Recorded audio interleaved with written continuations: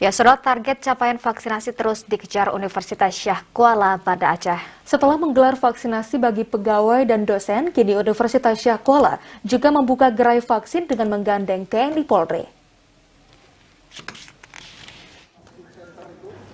Gerai vaksinasi dibuka Universitas Syah Kuala di gedung AAC Daen Daud, Darussalam. Selain dinas terkait, pembukaan gerai dihadiri Kapolda dan Pangdam Iskandar Muda. Pembukaannya merupakan aksi lanjutan dari kegiatan vaksinasi sebelumnya yang menyasar mahasiswa dan tenaga dosen.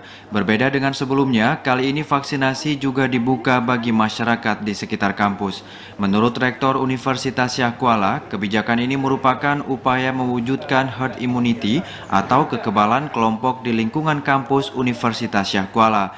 70% komunitas di lingkungan sekitar USK ditargetkan telah menjalani vaksinasi hingga akhir Juli nanti.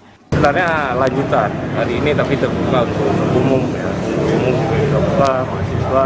Sebelumnya kita udah 2 minggu yang lalu sudah kita mulai laksanakan untuk Universitas Syah Kuala. Target kami ini kan kita buka untuk mahasiswa dan masyarakat umum lingkungan sekitar ini. Target kami ini dalam akhir bulan ini harus sekitar 70%.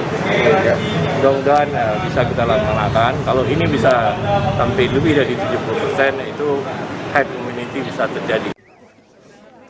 Hingga kini hanya 10% pegawai serta tenaga dosen di lingkungan kampus USK yang belum menjalani vaksin akibat alasan kesehatan. Adapun sisanya sebesar 90% telah divaksin. Sejak dibuka Jumat pagi, sebanyak 600 orang yang umumnya mahasiswa telah mendaftar sebagai penerima vaksin.